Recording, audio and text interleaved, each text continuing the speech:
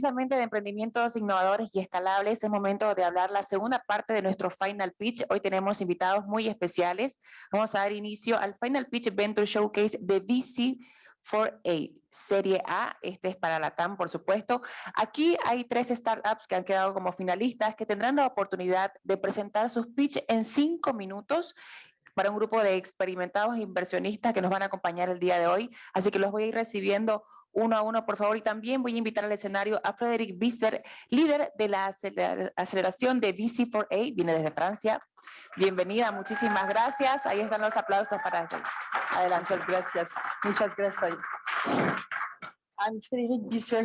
I work for VC4E. I'm leading the Venture Showcase, which is our flagship program in Africa and in Latin America.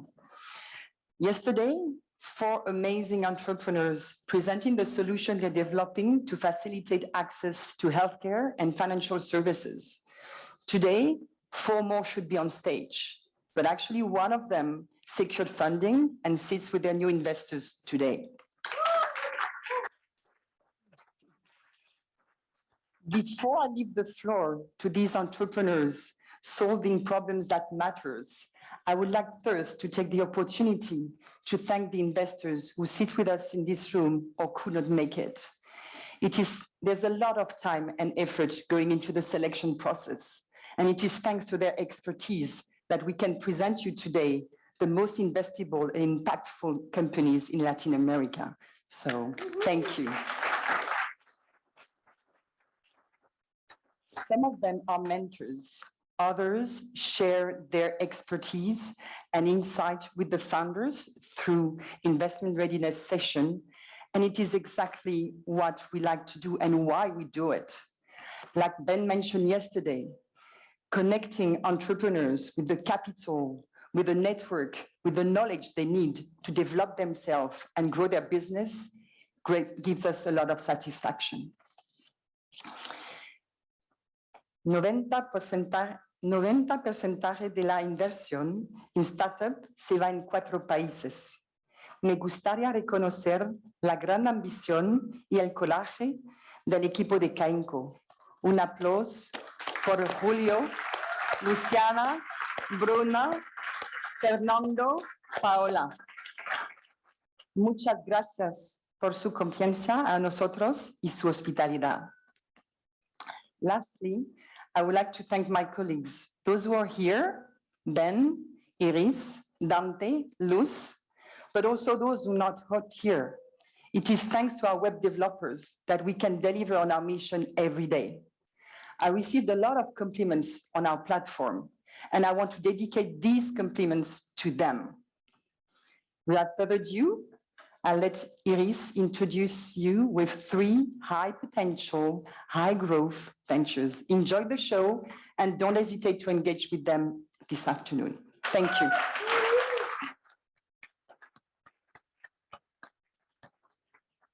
Hola, buenas tardes, ¿cómo están? Nuevamente estamos aquí para presentar a los 3 finalistas. Antes quisiera también darle la oportunidad a los 2 nuevos inversionistas que nos van a acompañar hoy día en el estrado. Por favor, Lucía Montalvo, de Salcantán Ventures.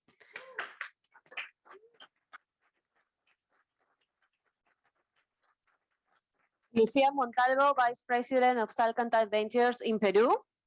Salcantán Ventures is a regional investment fund founded with the purpose of supporting innovative and resilient entrepreneurs who seek to improve the lives of Latin Americans.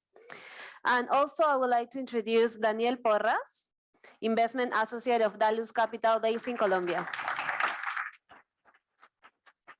Dalus Capital is investing in the best entrepreneurs developing scalable solutions for significant problems in Latin America. Thank you both and welcome for the stage. Now, I would like to introduce you to the first founder of today's session, Jessica Hammer, co-founder of Programa Valentina.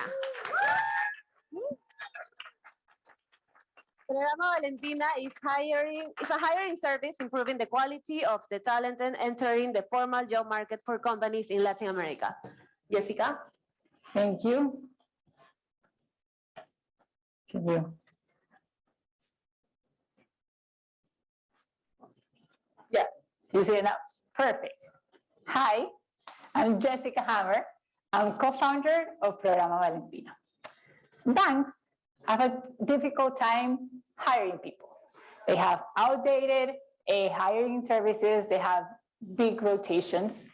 And we have been able to secure a multi-year contract with one of the biggest banks in Central America. Why? Because we're solving that problem. And this is a problem not only affecting banks. 32% of the opportunities created were not filled. These are entry-level positions, like really basic jobs. And on the other hand, there are millions of people that are unemployed and underemployed that are not able to find a job. This paradox is the one we're trying to solve. How? With data.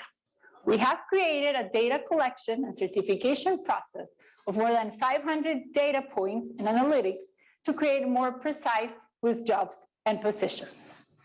Okay, we've been on the ground for more than 5 years, understanding what are these non-conventional variables that actually makes a difference.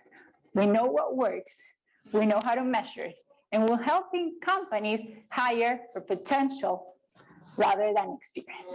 And we have put all this knowledge into a technology that we're in the process of having trademark. And with this, we're creating a hiring services. With an inclusive matching algorithm that we use internally, we provide companies with non-biased candidates. This is opening the door to millions of participants that do not have the required checklist company need. These are people that are recently graduating from high school, haven't been able to finish high school, that need a job. But companies won't accept it because they don't have the experience. And this has paid off. We work with both men and women, but for our female candidates, for 99% of them, they're accessing a service like this for the first time. We are paving the way to formality. We're giving people income for the first time. We are improving the quality of life. And 82% of all our candidates remain on the job after 6 months. So for every candidate we place, we generate revenue. So we have 2 revenue streams that take place when a candidate is secure a job. So companies pay us when they hire, and we also have the candidates paying us a smaller fee. We have a very healthy unit economics. And the growth you can see here between 2021 and 2022 has been mainly because we started operations in 2 new countries, and then we developed the MVP of our platforms. So we're not only working with the finance industry, even though we work with most of the banks in the region, but we're working with companies from all sectors and sizes that are having similar problems, including the one with big HR departments that are having a problem hiring entry-level positions. We have an amazing team led by 3 strong women, where combined, we have more than 35 years of experience in operations, marketing, impact, HR, and business. And we have amazing strategic partners and investors that have believed in us, that have been patient, and that have accompanied in our mission to transform the HR industry. But we're ready to take this to the next level. So now we're raising a seed preferred round of $500,000 that we're going to use to formalize our expansion in Colombia and invest in the automation of our AI platform in the next 18 months. So with this, we will have a growth in revenue, growth in customers, and growth in matching in the next 5 years. So we're excited. We're going to make it, but most importantly, we know with our inclusive solution, we will impact the life of 1 million youth by 2030. Thank you very much. And if you want to hear more, I'll be at 5 p.m. at the deep dive session. Thank you. Great presentation, Jessica. Daniel, Lucia, would you like to ask some questions? Lucia? Thank you so much, Jessica. It would be great to know if you could provide a little bit more detail on what the program entails and how you're ensuring a correct match and placement of the candidates, and also the profile of those candidates and like what kind of people they are, what type of jobs they're looking for, and how this differentiates you from other hiring platforms. Perfect. So our programs, when our candidates apply, if it starts with 2 weeks that we use to certify their skills. And then we're using disruptive methodologies. And then we use the same methodology with the companies. So we data that then we can match within the algorithm. So then we work with companies that are hiring entry-level positions, so any companies that need to do it. And then our participants are usually people that haven't been able to find a job, that are trying to access the job market for the first time. And these are people that haven't been able to graduate from high school or just recently graduated from high school and need a job in order to continue paying, for university or to support their family.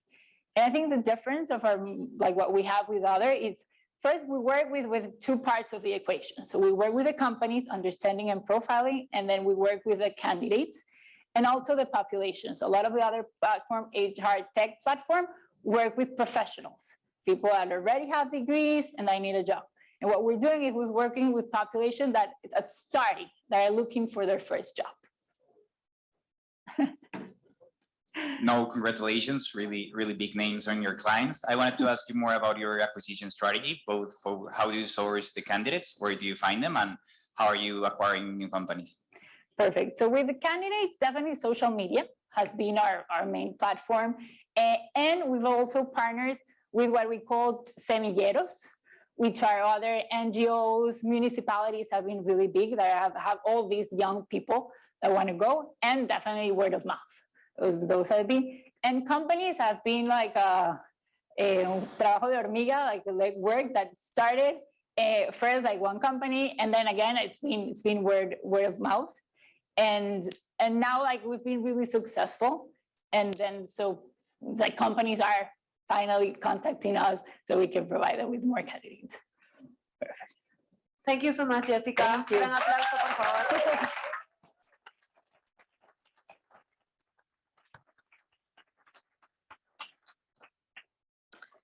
Now, I would like to introduce, solo como una información, ahorita lo estamos transmitiendo en inglés en vivo, pero también voy a facilitarlo en español al final para explicarles un poquito más sobre lo que es este programa para Latinoamérica.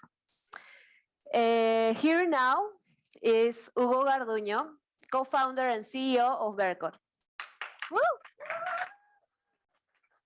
VCILAT is a cashless credit for farmer solution that is transforming the agri-industry with data. Welcome. Thank you.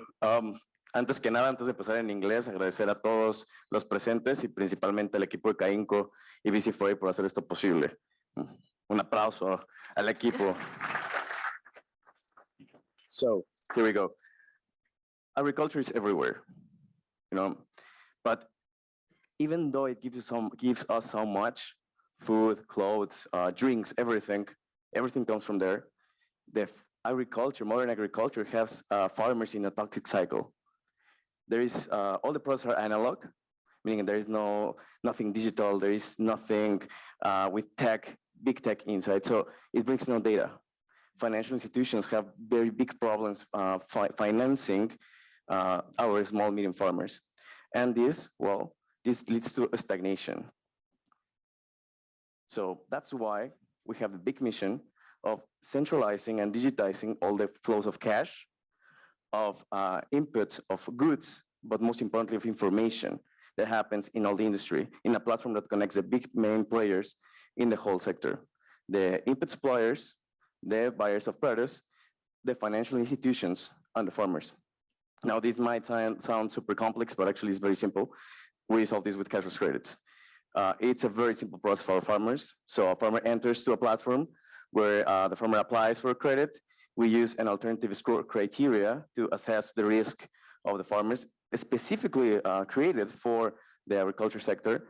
Then once approved the farmer, he has a balance in our platform, and they purchase all their inputs.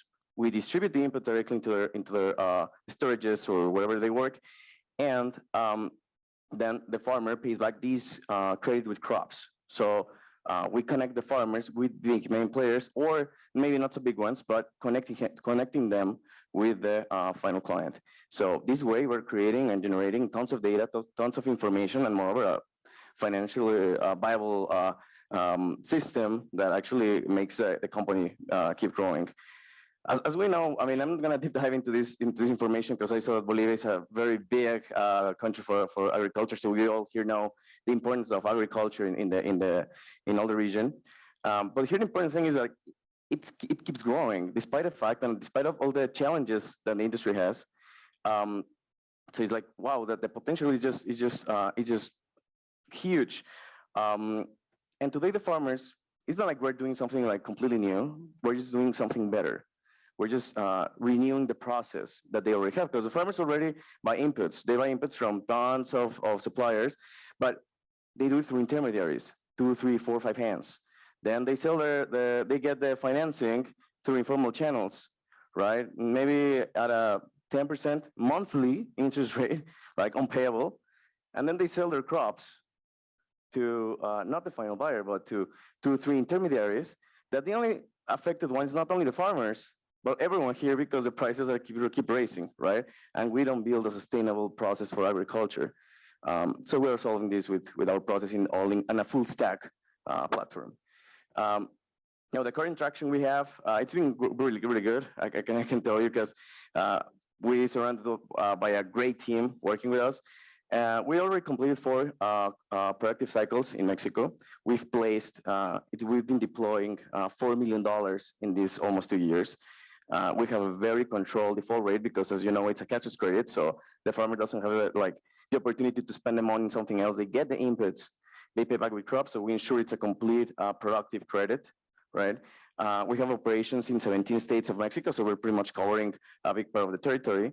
And very importantly, we have a very high retention rate. So it means that we're really serving the farmers. In an embedded finance model that is super sustainable for us, we keep growing. From every credit, we make a good amount of money. And as I'm telling you, all these thanks to the team we have. But not only for the team with this very clear mission, but also to our supporters. We've raised already 2 investment rounds, summing up $3 million with very good funds, leading with the SP Ventures, the leader of agriculture investing in Latin America. And also we are supported by very good programs. We participated, we're part of the Catalyst Fund, we won Mass Challenge, and we're one of the 30 promises of Forbes in Mexico of this year. So today we're raising $3.5 million pre-series A for developing our algorithm for making even process of credit even faster. Not only this, for growing our operations in Mexico and later on start expanding into Latin America, the rest of Latin America. Thanks a lot. Thank you, Hugo. Now, Daniel, Lucia, would you like to make some questions? No, thank you. And yeah, I really like the impact you're generating. I wanted to ask you, could you give us a quick overview of the economics? How much it costs you to acquire a customer and around how much you make per customer? Yeah, how do you monetize? Thank you. Yeah, we have 2 channels of acquisition. One is a B2B2C system in which we approach through the buyer of the company, and we go from top to down in the chain with the farmers. So this is more like, I mean, the cost of acquisition of this B2B channel, yes, is high as any B2B, but in the moment that we get to the farmers, their companies become our ambassadors. So the CAC for each client is actually low.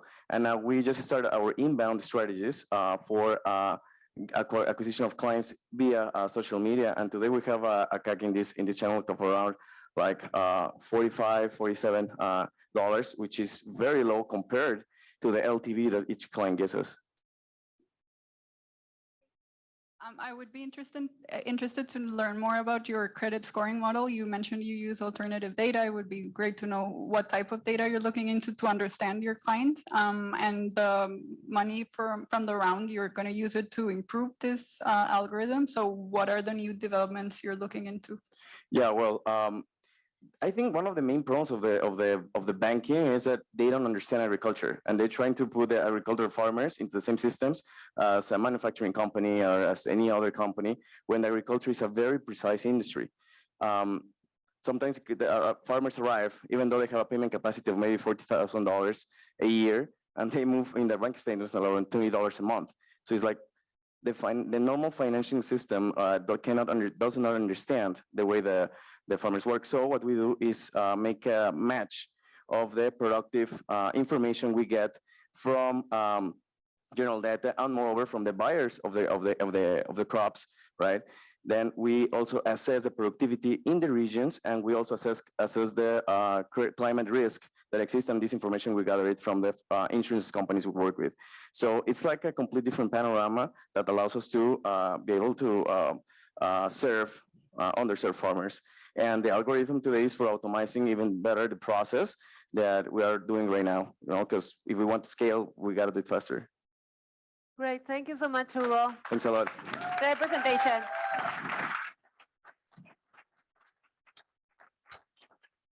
And now, finally, but not least, we have Carlos Ferreiros, CEO and co-founder of Prestamipe.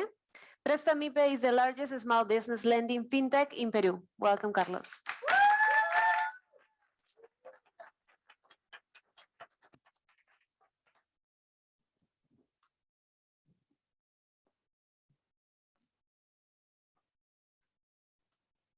Hello, everyone. In Prestamipe, we have funded more than $40 million to small and micro companies in Peru. Only this year, we're going to fund the same amount for more entrepreneurs. So there, we are the largest lending fintech in Peru.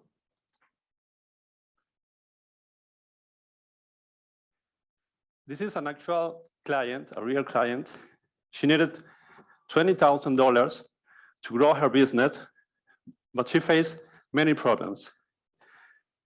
Small loans amount, on average $3,000, low access to bank funding, long approval processes, and high interest. This is the case of many entrepreneurs in whole Latin America. For that reason, we create Prestamipe. We have two main products. One of them is an asset-backed working capital loans for long-term needs, and digital factoring for short-term necessities. The market in Peru and in Latin America is huge. If we consider formal and informal companies, it's 5 million only in Peru. This is our business model. We are the first Peruvian company to have financing from IDB Lab. We have a $2 million financing, and we are negotiating a $25 million with another fund. We have unspread, and we have an average funding cost of from 14 to 16%. This is the competitive dynamics in Peru. The interest rates is compared to banks, but we are a lot faster. The average ticket is $20,000. We are the only fintech in Peru that is compared to other regional players. This is our traction. We are growing really fast. We are ready to scale to other countries in Latin America. This wouldn't have been possible without a great team with experience in startups, banking, and digitalization. We're looking for a pre-series A round of $4 million. We already have saved disbursed of $1.1 million from the best venture capital firms in Peru. There are Salcantay and Angel Ventures Peru. So join us building the first Peruvian neobank for LATAM as MSMEs. Thank you.